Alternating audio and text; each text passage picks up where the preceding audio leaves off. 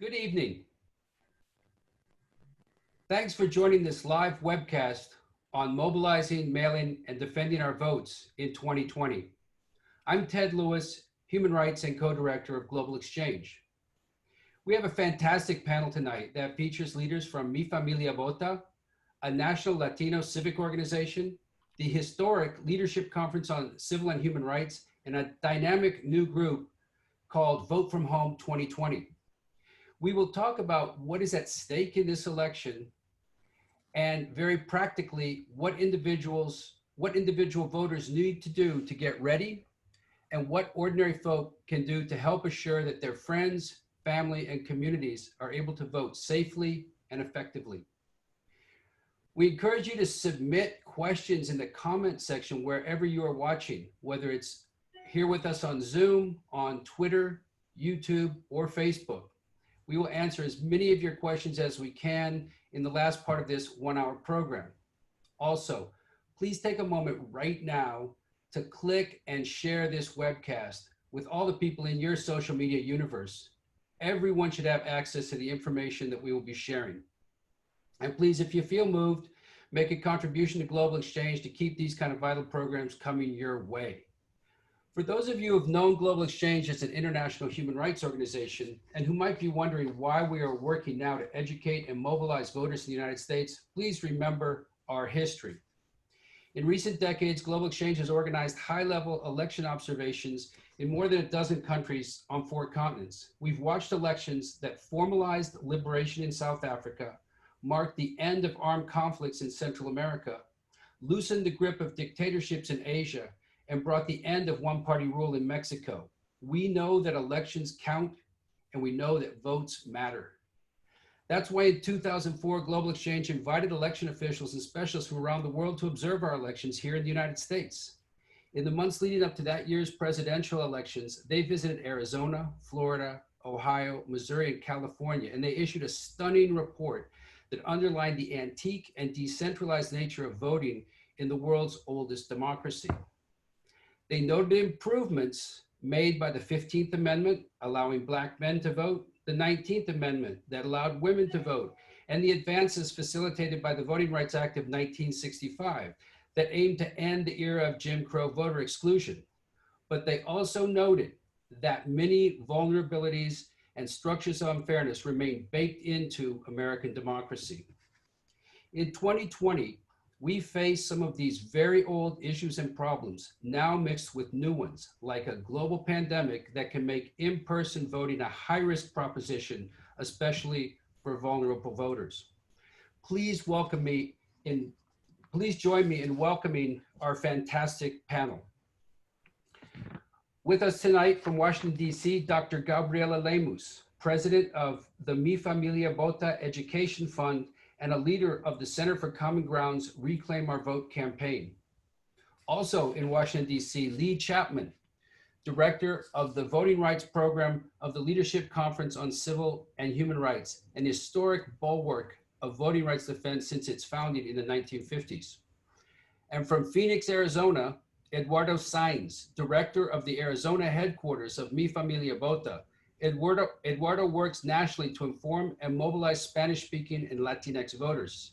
And from Southern California, please welcome Susie Smith, co-founder of Vote from Home 2020. She is a leading provider of vote from home information nationwide. So we want to look first at what is at stake in these elections. Lee, we'd like to go to you first with that question. What is at stake in these elections? Well, thanks so much for having me, Ted, and for Global Exchange for hosting this panel. My name is Lee Chapman, and I'm the director of the Voting Rights Program at the Leadership Conference. And the Leadership Conference is the nation's largest and oldest civil rights coalition. We've been around for 70 years, and we've been on the front lines of every major civil rights law passage, including the Civil Rights Act of 1964 and the Voting Rights Act of 1965. So as far as what's at stake, we are currently in a moment of reckoning in our country. With the killing of George Floyd, Breonna Taylor, and the recent shooting of Jacob Blake, and so many countless Black Americans who have lost their lives to police violence. You know, voting is not going to magically solve all of our nation's problems, but it's really the necessary action that we all must take to use our power. If people want to end the killing of Black Americans by the police, or fix our criminal justice system, or make sure we have better schools and education, we all have to vote. And remember, the elected officials work for us, the voters. So right now we're 67 days away from the general election, and our democracy really is in a crisis moment right now. As you know, voters of color, people with disabilities, young people, students, and people with limited English proficiency have historically faced and continue to face barriers to the ballot box in 2020. Instead of tactics like literacy tests and poll taxes that were implemented in the past to prevent Black and brown voters from casting their ballot, in recent years, we've seen modern day voter suppression tactics around the country, like strict voter ID laws, voter purges, and mass closures of polling places. And what we're seeing right now is that COVID-19 is just another barrier to the ballot that voters are facing. And voters of color are the most impacted by the virus and also by voter suppression. And the chaos at the primaries is a wake-up call for our democracy. You know, on the day of primaries in states like Georgia and Wisconsin, some voters of color stood in lines for up to 7 hours just to cast their ballot. And we cannot have a repeat of this in November. You know, policymakers and state officials must make changes now to protect and make sure voters can have safe and accessible elections in November. Thank you very much. Eduardo, can you answer the same question? From your point of view, what's at stake in these elections? Absolutely. Thank you so much, Ted and Global Exchange, for putting this together. My name is Eduardo Sainz. I'm the director for Arizona, and I'm very glad to share this space and call Mi Familia Vota home. Mi Familia Vota has been one of the leading organizations in Arizona and across the country to engage Latinos and immigrants that traditionally don't participate in the election because of the systems that have been in place to limit communities of color and immigrants from participating. We have so much at stake this election. I think, not to reiterate what my colleague said, but our community has been suffering, and we see it now more than ever. We have hundreds of calls, and we've been able to do more than 1 million conversations with voters in Arizona, text message, more than 500,000 text messages. And time after time, our community is worried about what they're gonna put in their table, how can they ensure that their kids have quality education, and we are disproportionately affected right now. We are hear conversations from parents being worried about not having access to internet, high-speed internet, having access to a reliable computer for their kids to be able to continue to obtain their education from home. There's so much at stake from economic, education, immigration, access to healthcare on this election, and we need to make sure that every single voter that it's out there, there is 32 million Latinos that are eligible to register to vote, and we need to make sure that everybody that has a right to vote is participating in this election, so we could have a system that is reflected on our values and that is reflected in the priorities that we have as a community. Thank you so much, Eduardo. Gabriela, you've been in this for a while. You're speaking from Washington, D.C. What can you tell us? What are you seeing in the national panorama? What's at stake here? Well, there's a lot at stake, obviously, as you've just heard. And, you know, to add to that, I would add that there are so many issues that we're seeing right now related to things like climate change and policies that matter to us. Louisiana just got hit by this terrible hurricane. We've been talking about COVID. You know, we talk a lot in DC about things like intersectionality, but the reality is that when you look at issues like the loss of insurance, the loss of quality, access to quality health care, its impacts on not just communities of color, but low-income communities. When you look at the number of people who have lost their jobs And then you then do the math and then go look at the communities of color and see how it's even worse in those communities. Yeah, there's a lot at stake.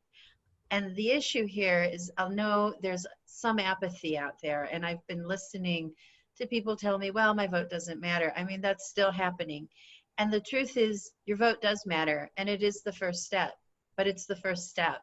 So what's at stake is I mean, I don't mean to be melodramatic, but it's our democracy, and it's our practice as democratic society, and we don't want to lose that. And right now, with so much, well, the protests rose up and COVID showed the breaks that have happened in our system that have been there for a long time, and that's at stake. That's us. That's our lives.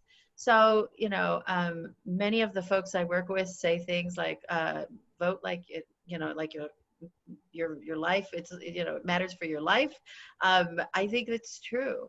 But I also think there's another component that we forget about, and that is that the act of voting brings us into that direct contact with our ability to participate. And I often joke, I am the happiest when I'm voting. I come out of the voting booth and I'm thrilled. I'm looking for my little sticker. I want my sticker. I voted, and I'm proud to wear it. And it's a family event. You know, mi familia vota, my family votes. In fact, in 2016, my entire family, we went together to the polls. And it's a way of bringing us together as a community and as a family. Fantastic, thank you. Susie, are we going to be able to get that same feeling by voting from home? I want to ask you another question as well. We just got one of our first questions in, and it works for you. Michael Fisher asks, what organizations can we work with to help us help our people vote at home? So tell us about Vote From Home and what's at stake for you. Yeah, thank you, Ted. So this is why we started Vote From Home 2020. I've worked on campaigns for a long time, and I think a lot of us, since the day after Election Day in 2016, were waiting for this election cycle. And so many things happened in 2020 that none of us could have expected, that really put the brakes on getting out and knocking on doors, talking to our neighbors. We have to stay apart in order to stop the spread of COVID, but we still need to reach out to our neighbors and get them the information they need to vote. We can't let this stop us. So I was actually making calls ahead of the Wisconsin primary, and I just couldn't in good conscience tell people who hadn't received their absentee ballot yet to go line up and put their health at risk to vote. And so I thought, we can't have this happen in November. So we need to use all of this volunteer energy that has been pent up for, nearly 4 years to make sure that people can safely vote at home. So we've identified 2.5 million dual risk voters. So people that are most likely to contract COVID-19 and the least likely to apply for an absentee ballot. And so these are folks who haven't voted at home before because they haven't needed to, because going to the polls and voting early or on election day worked just fine.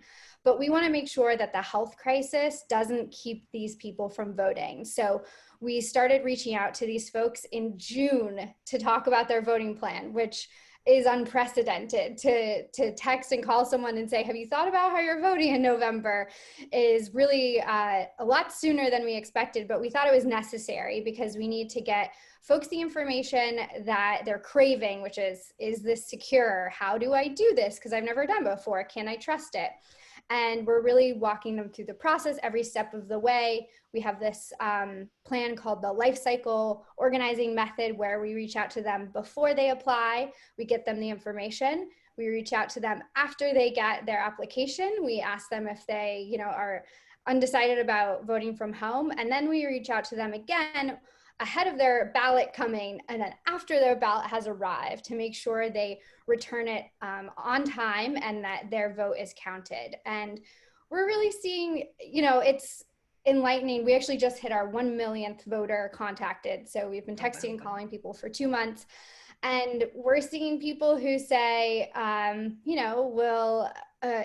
I've never voted from home. Can I trust, the U.S. Postal Service and all of the things going on in the news? And I think it really makes a difference to have a trusted person who's reached out to them, walking them through the process every step of the way. And so that's what we're really fortunate to be doing, and glad that we got a jump start on it starting in June, because I think it's definitely necessary to make sure that these people who could potentially put their health at risk have options for voting from home. Thank you so much. That's great. And we are now into the practical, part of the webcast, the how-to. Eduardo, I want you to talk about what you're doing and how you're helping people, particularly there in Arizona, to vote massively, vote from home, vote however is most practical. But we just got a question in that I'm going to run by you, and anybody else can think about this one too. Chicago's Channel 7 News, Maurice Blecker has sent us his questions. Channel 7 News in Chicago reported this afternoon that the area voters are receiving robocalls telling them voting by mail is dangerous because voters' personal information will be shared with credit rating companies, immigration and health authorities, etc. How do we effectively counter this kind of bad information? None of that's true, but can you speak to that, Eduardo? Absolutely. No, thank you so much, Ted. It's been a pleasure to continue to do the work here in Arizona and at the national level. Arizona has been one of the centers of voting by mail. We have what it's called PEBBLE, which is the permanent early voting list. So anybody that get registered to vote in Arizona could constantly be receiving their ballot on the mail for every single election that it's happening within their municipalities, statewide, federal elections, etc. In Arizona, close to 80% of our electorate participates on voting by mail. So it's a thing that we have done for over 15 years. Mi Familia Vota has been registering and making sure that people are signing up to the PEBBLE, which is a permanent early voting list, to ensure that it's as easy as possible to ensure that folks are participating. And, as our name is Mi Familia Vota, we want to make sure that all the family gets to participate. And we seen as we are doing door knocks and conversations over the phone, text messages, social media outreach, that community members really enjoyed having that private setting at home to ensure that they could brainstorm with their family members and make sure that they're making the right choice once they're voting. There's a lot of folks have about 22 days to vote, because that's usually when the ballots are get mailed to all of the voters. So you have more time than just one day to participate. And there's a lot of misinformation that it's trying to do one thing. It's trying to make sure that people like myself, people that look like us, don't participate in this election, and that people opt out of participating in this democracy. And that's why we are here to ensure that individuals understand about their importance of participating to vote by mail. It is very easy to vote by mail, and it's secure. We send checks, we send our taxes. It has been an institution that we have reflected, and we do a lot of business through mail. And all of a sudden, there's a lot of people of color, Latinos, Black and brown individuals that are participating and voting by mail, that now all of a sudden it's insecure. It's just a tactic to ensure that there is voter suppression in this election, and making it harder for individuals to participate and to ensure that their voices are heard on this election. One of the things that I love to see is a lot of politicians or individuals that have been saying that voting by mail it could become a fraud, or that they don't want individuals to participate on voting by mail. Funny story is that most of those individuals that are telling this narrative have been voting by mail for the last 10, 15 years in Arizona and across the different states that we operate. So we know that voting by mail, it's easy, it's convenient, and it gives us those extra days to participate and vote from the comfort of our homes. Great. So you're saying don't believe the hype. I mean, it's secure. We're voting. 80% of the electorate here in Arizona continues to vote by mail. We're looking into states like Nevada that they're going to mail a ballot to all of the voters that are registered to vote, to make sure that it's easy for them to participate in this election. California does a very similar process. Colorado, Florida, you have to request a ballot to make sure that you participate. And there are certain states, like for example, Texas, that it's very hard for individuals to participate to vote by mail. You have to be 65 years old to participate, and there's no other reason that Texas elections would allow you to vote by mail. We're having some efforts to make sure that we expand that, to make sure, since we have this pandemic, that we make it as easier for everybody to participate. We're in the works and trying to win that fight. But right now, we also want to encourage that there is an avenue for the majority of Americans across the US to participate in this election. And that has been something that everybody is looking to do to ensure that we are participating. Thanks, Eduardo. Lee, what is the Leadership Conference doing to assure that people can vote safely, effectively this fall? We're doing a lot. So we're doing a lot of federal and state advocacy. So even before COVID-19 hit, we knew this was going to be a huge year for elections to make sure that we were stopping barriers to the ballot. And so we launched a campaign called And Still I Vote on the Edmund Pettus Bridge in Selma, Alabama, during the 55th anniversary of Bloody Sunday, to really shine a spotlight on voter suppression and to mobilize people to take action.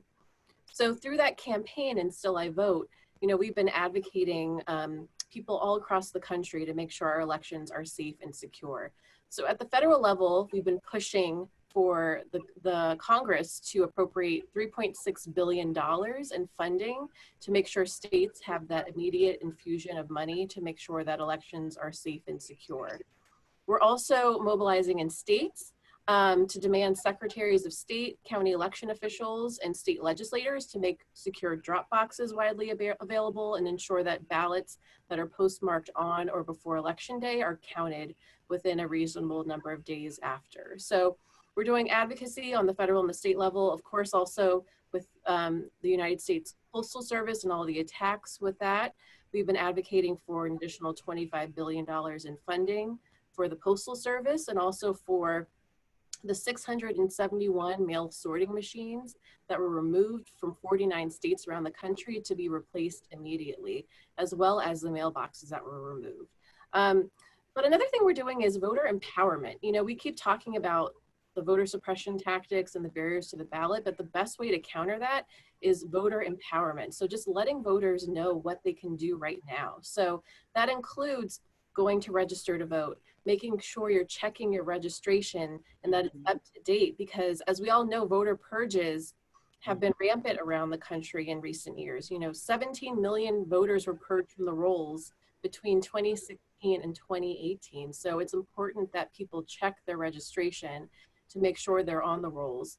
And then, as Susie and others mentioned, making a plan to vote early is so critical this year, whether that's voting by mail or voting early in person. You need to know where your polling place is, where your early voting location is.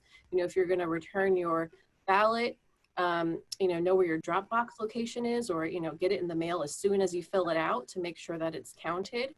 And we're also advocating for people to be poll workers.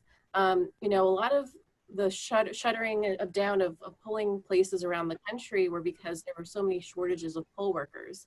And as you know, poll workers tend to be older voters. So we need to make sure that election officials are hiring younger poll workers. So we are a partner with this organization called Power the Polls. Their website is powerthepolls.org. And we're trying to recruit as many poll workers as we can around the country, so voters can have all the options to vote, whether that's via mail or early in person or in person on Election Day. We just need to make sure that people are safe and they have options. Wow, you are doing a lot. That's really fantastic. Can you repeat for me the number you said about how many mail sorting machines have been removed from our post offices? Yes, so 671 mail sorting machines have been removed from post offices and centers around the country in 49 states. And that has all happened in the last what length of time? So the last year or? Really over the last few months. And, you know, the Postmaster General, he testified in a Senate hearing last Friday, in the House on Monday. He said that he's going to, you know, not make any changes, but he's not committed to replacing those sorting machines. And one sorting machine can sort up to 30,000 pieces of mail per hour. So you can imagine what a devastating impact this has on vote by mail. So that's why we're advocating for full restoration for those machines to be replaced.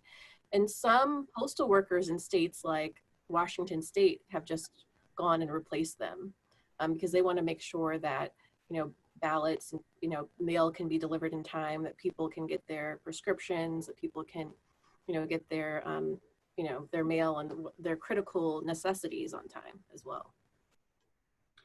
Thanks again so much. Gabriela, I know you have some comments and some slides to talk us through the process of getting ready, making your plan, making it effective. Can you tell us a little bit more about how we can go from wherever we are now to being fully empowered voters who vote ourselves, get our families to vote, and are involved in reaching out to our communities so as much voting as possible can happen? Okay, well, I think I'll share a couple of slides to give people a sense of where to go. So in front of you, you know, I'm basically going to repeat a lot of what Lee said in terms of the different things that people can do and reinforce the message. So first off, you need to confirm that you're registered to vote, because precisely as she said, many voters have been purged, and you know, it tends to happen for low propensity voters. Although this just now I received, before I started here with you guys, I just received an email. Apparently someone was purged from the rolls because he had not filled out his census papers. And I know it's very odd. I've never heard this before, but, and I couldn't figure out what state it was in, or I'd share that with you. And ask you, Lee, to check into it, please. Because the reality is this is very odd. And then once he filled it out, they restored him back on the rolls. He had to prove that he'd filled out the census form, however, which I guess is good. We want the census filled, but I can think of better ways of going about it at any rate. The other issue to bring up is, you know, the vote by mail, as you've just heard, as Susie has shared with you, and she's the expert on this. The third is early voting. And on the early voting point, it's important to really have a sense of each state. Each state handles things differently, know where to go. So I have three very, you know, big neutral websites that do nothing but help you get this information. I think it's helpful. I myself used thevote.org. I just helped my mom and dad this morning to register, not to register, we already did that, to get their vote by mail. We received a document from the governor saying that it's time, if you want to do vote by mail, you have to request your ballot. I live in Maryland right now. And so, you know, now I followed up, we got on the website, and it was very simple. We needed a driver's license and the last four numbers of your social security. It was a very secure process, and it connected me. What's beautiful about it, it doesn't matter what state it is, because it connects you to your state. And that makes it life easy. The other thing I thought might be helpful is this second slide, which is background information on voting by mail. There's been several stories just this week. So I just pulled three, one from the Washington Post, one from NPR, actually two from the Washington Post, on things that have happened, just for you to be aware, and also ensuring that your ballot is, you know, that you're doing it correctly, and to ensure that your ballot counts. I believe these have been shared with you in the chat. And then last, you know, part of this too, and we're all stuck at home, a lot of folks are volunteering and doing things from home. So I have, you know, three websites up here, one being, the two being from the organizations that I work with, Mi Familia Vota and the Center for Common Ground. And it's to volunteer, how to get involved. You can go to the website, you can phone bank, you can write postcards, you can text voters, you can work at the polls. And this working at the polls part, I really want to bring that up to young people. You know, through all the organizations I work with, there's a couple more that I haven't mentioned yet. I really feel that by connecting, it's a way to connect youth and to create the future generation of participants. And I think the more you understand how the process works, the more likely you are to do it for the rest of your life, but also get more people involved. So we've been reaching out to HBCUs and the historically Black colleges and universities, and partnering with them and getting young people who are expert. A lot of the things that are going on at the polls is they've changed machinery, for example. So like South Carolina and Georgia. And what you see there are older folks aren't as, they're not as gifted perhaps on technology as younger people are. They're not as facile. So, you know, this is something that young people, like without even thinking, can look at it and figure it out in 3 minutes, right? Think cell phones. So, the more we you know, get them involved, the better. So other organizations are doing it as well. But these are just simple things that we can participate in that, you know, helps keep our democracy vibrant. And I'm gonna stop the share. There you go. Thank you. Gabby, that's wonderful. We just got another question in, or a comment here saying vote purging is entirely legal and it is regulated by federal and state laws. Lee, could you comment on that? Talk to us about voter purging. Is it perfectly normal and legal, or are there irregularities going on as well? Sure. What's legal is called list maintenance, which is when someone passes away, right? They're removed from the rolls. What's not legal is purging from the rolls, when we're seeing states and election officials using things like jury recusal forms or census. I've never heard of that, so I'm glad Gabriella mentioned that. We can follow up and talk about it. Or some of these databases just to remove voters from the rolls. One thing that we've recently seen is that voters are being removed for not voting for a certain number of election cycles. And, you know, Ohio was removing voters for doing it. And we believe that voting shouldn't be a use it or lose it privilege. So, you know, that's problematic. And the Supreme Court has basically rubber stamped that process. So, you know, I think there's a difference between list maintenance, which is okay, and that's routine, and purges, which is just like mass taking people off of the rolls. Okay. Another question, it says, is it true that absentee ballots vary from state to state? And if the particular instructions aren't followed to a T, that the vote isn't counted? It says many tens of thousands of Korean American voters weren't counted in 2016 in California because their signatures were in Korean instead of English, even though the ballot was in Korean. I don't know if that's accurate, but any comment on how careful do you have to be with an absentee ballot to make sure that it meets all the requirements? Susie, you want to? Yeah, certainly. So we're working with voters to make sure that they firstly return the ballot on time, because that's the number one reason that ballots are rejected. The second highest reason that they're rejected is because the outside of the envelope isn't signed. And then the third most frequent reason is because of signature mismatch. And it's, you know, very tedious and also not really helpful to tell people, make sure you sign the ballots, you know, so that it matches with what you signed on your voter registration or your DMV paperwork, because people don't remember that. And so we are working with basically lawyers to challenge these rules, because they do disenfranchise AAPI, Latinx, and Black voters at a much higher rate than white voters.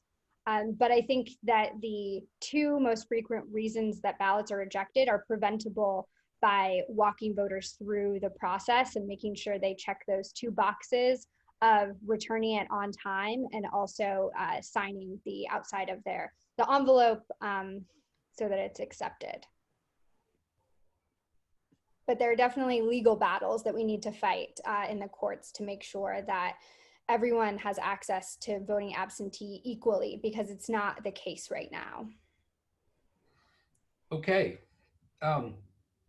Well, a lot of you have answered this question in a sense already, that if I've already registered and gotten everyone I know lined up to vote, how can I get further involved in helping to encourage voting? A lot of the sites that Gabriela just shared should be able to take care of that. I think, Eduardo, you gave us information there. Do you want to tell us one more time how people from Eduardo can get from where we are now to being a fully empowered, voter? Just run us through it one more time. 1, 2, 3. Absolutely. So if you want to volunteer, you're welcome to do so. There's a lot of different organizations that are welcoming you to make sure that we do voter outreach, that we participate in these elections. We want to make sure that everybody that can request a ballot through the mail gets to participate in the conference of their homes. We have a great partnership with Univision, and every Tuesday we have a hotline where individuals are calling us in, and those individuals are excited to participate in the election. And we need volunteers that could help us fill in those conversations and walk through voters into registering to vote online or through paper, etc., depending on the regulations of the state. There are different avenues of voter contact that we're doing right now during the pandemic, from phone conversations to text messages, digital social media, and then also looking into doing a couple of door knocks where we could leave very important election information at the doorsteps of the voters. And we want to make sure that we are engaging as many individuals as possible, because as we were opening earlier, there's so much at stake, from education to healthcare, immigration, worker rights. And in order to ensure that our values are being reflected, we want to make sure that our voices are being heard through the power of our vote.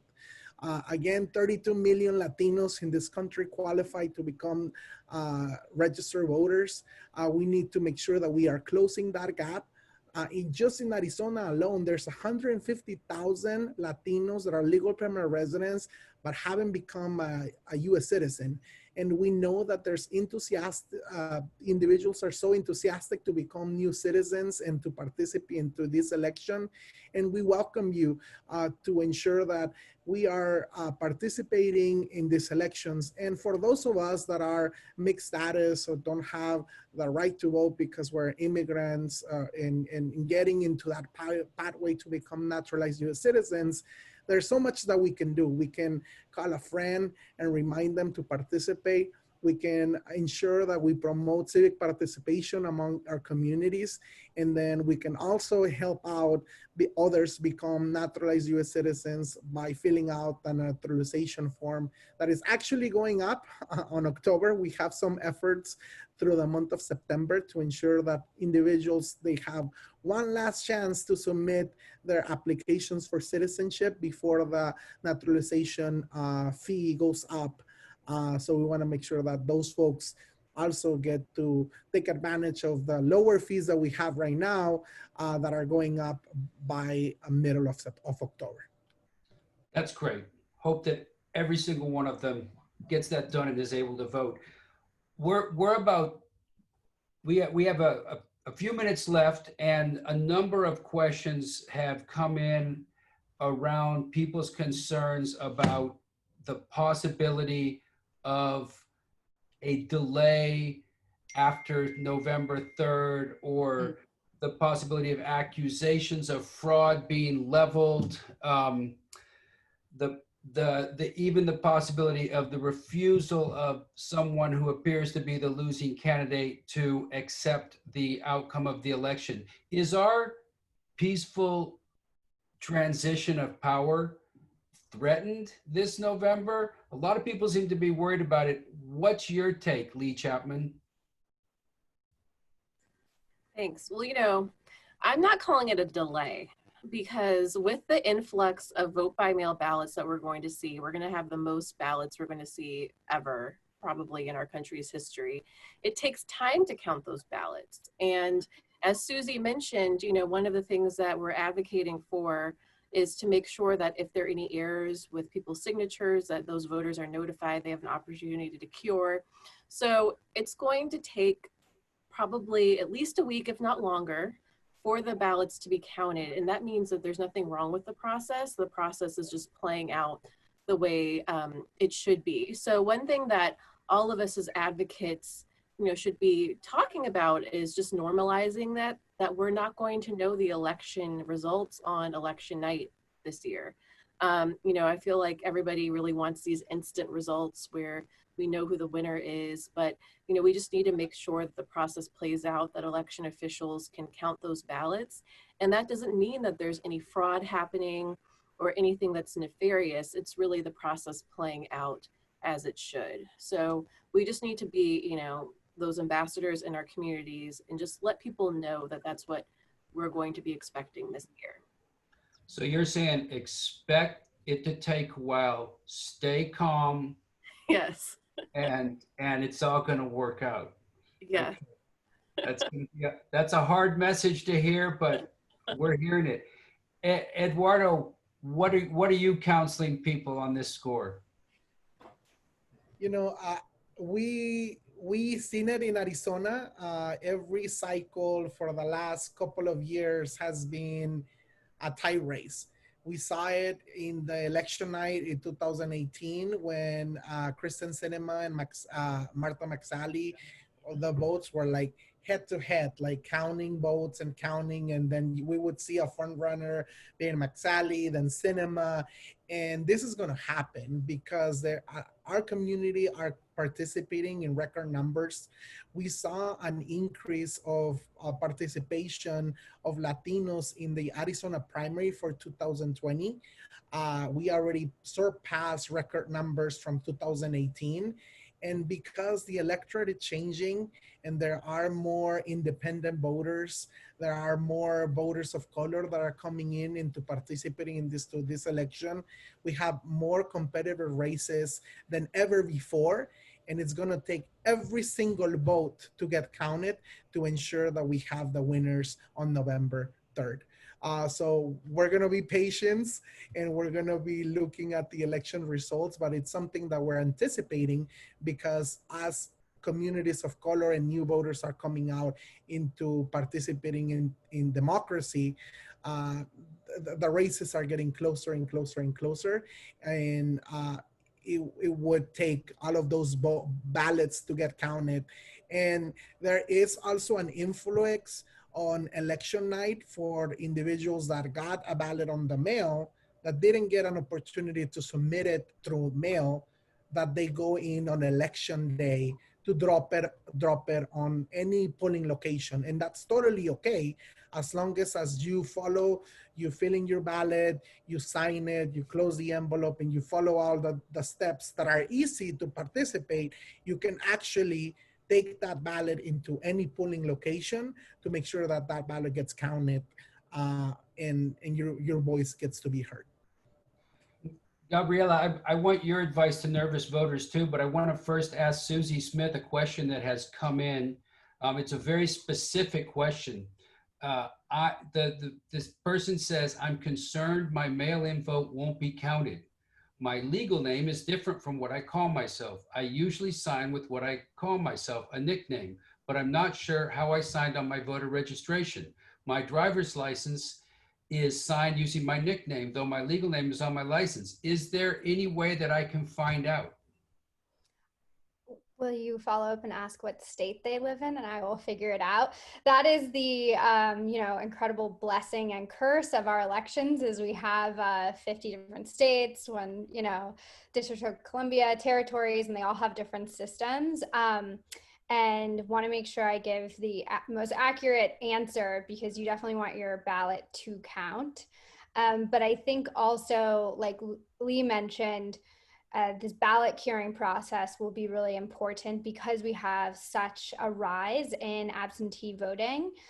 We want to make sure that anyone whose ballot is rejected, if we have the opportunity per state law, that we're able to cure that ballot and reach out to those voters. And that's what Vote from Home 2020 is going to be focused on in the states where we're working. And definitely want to make sure your vote is counted and that you use the signature that's going to get your ballot accepted. So if Okay, I and can that get your person just state, got I back will to us. find it out.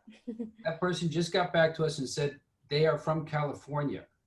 Okay, great. I will figure that out and maybe post it on Facebook or something like that. Or if they leave their email address I will private. ask them if you can give us an answer, we'll get it back to them. We'll figure it out. Okay, great. Yeah, Thank and you for that. these are Every the vote counts. questions. Yeah, these are the questions we're answering every single day on text message and phone calls through our incredible team of volunteers. We're all connected on a channel where we exchange information. You know, yesterday we had to send someone an application who's a blind voter, and just making sure this election is accessible for everyone, and doing really a concierge voter service, because it's confusing if you've never voted absentee before.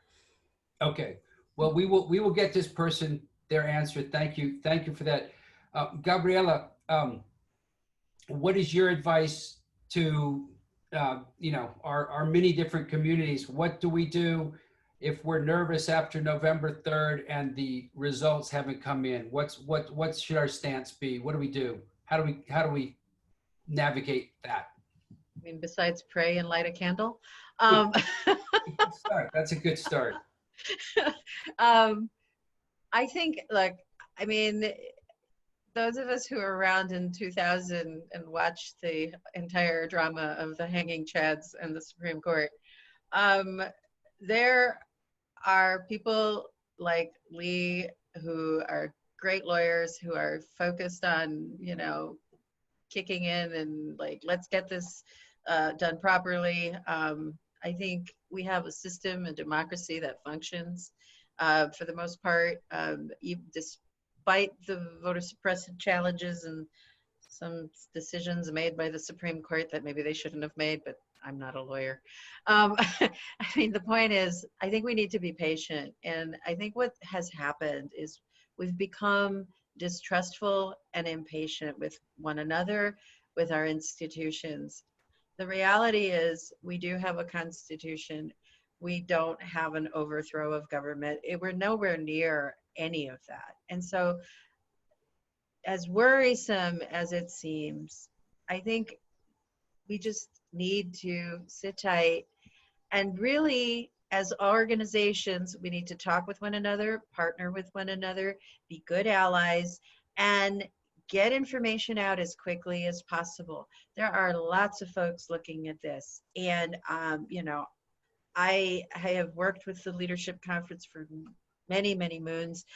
They're not alone. Every state has at the local level, attorneys generals are not going to be like saying, this is okay. There's a process and we have to respect the process. And that is a democracy, and democracy can get a little messy sometimes. We're human beings. That's what we do. Okay. Speaking of the messy democracy, Lee, earlier in the conversation, you referred to some of the historical barriers that voters are still experiencing in 2020. Which ones of them can we address right now, and which ones do we need to put an asterisk on for working on after the election? That's a really good question. Well, we're trying to remove as many barriers as we can right now before the November election, the next 67 days. But, like Gabriela mentioned, there have been some Supreme Court cases in recent years that really have done a lot of damage.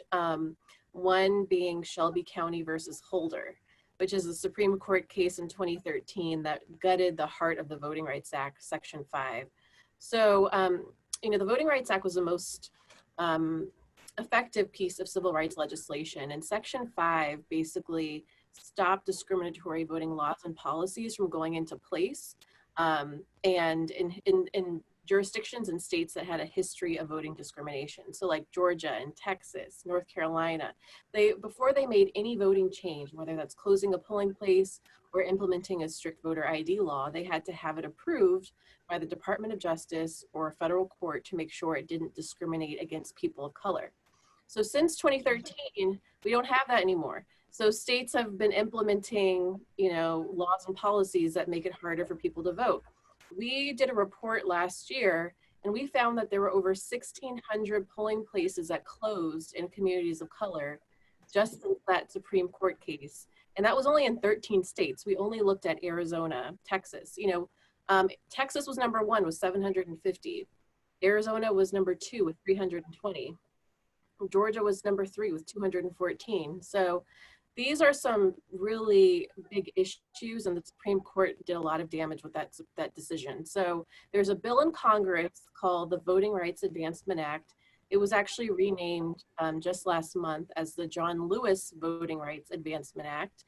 And it's a bill that we've supported since that court decision that would restore the preclearance provision and prevent, the discriminatory voter purges, the closing of polling places, the strict voter ID laws, a lot of these really harmful measures that are happening right now. So, that's something that we'll be pushing for in Congress.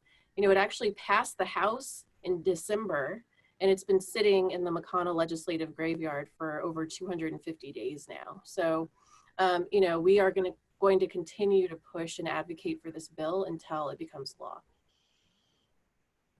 That is good to know.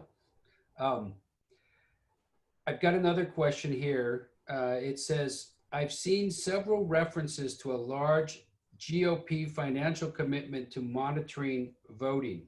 What does this mean? Is there any concern that polling places will be patrolled by those who will try to intimidate voters?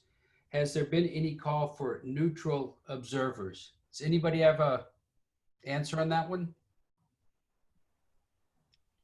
No, except that it's very well organized and they're spending a lot of money, and they're talking about 50,000 of these poll watchers, I guess.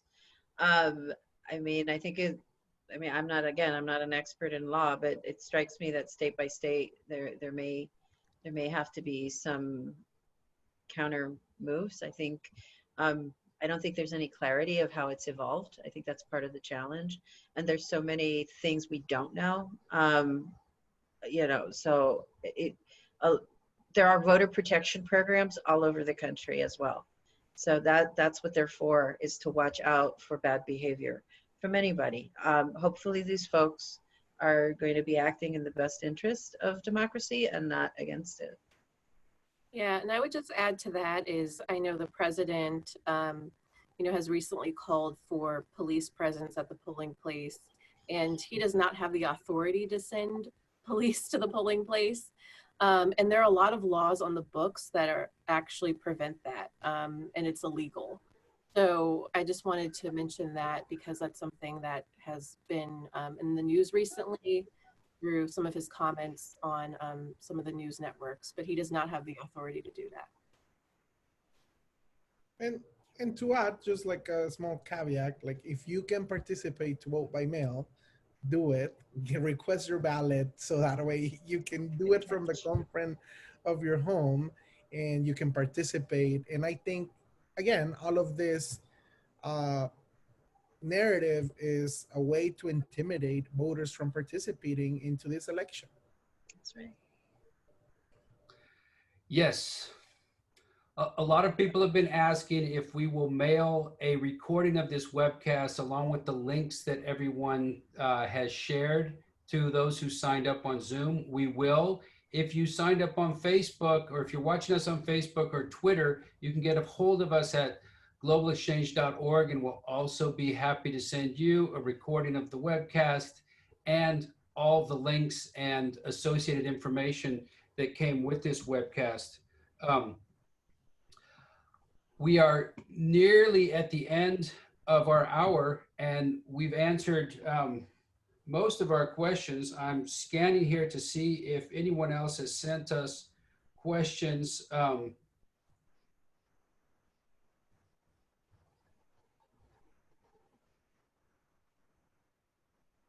I'm not seeing any new ones. So I want to thank all of the panelists immensely for everything that you're doing and all the work that you've been doing for months, years, decades, and keep it up. We hope to be, in touch with you. We need to build a strong community, and we are extremely grateful for you participating this afternoon, as I think our viewers are as well. And we hope that everyone can share this webcast out far and wide so that many people can take advantage of the wisdom that we've heard from Susie Smith, Gabriela Lemus, Lee Chapman, and Eduardo Sainz today. Thank you so much to all of you, to Vote From Home, to Mi Familia Vota, and to the wonderful leadership conference on civil and human rights. Thank you so much. And unless anyone has something else to say, we'll conclude the webcast with that. Thank you so very much. Thank you. Thank you so much. Thank you. Bye.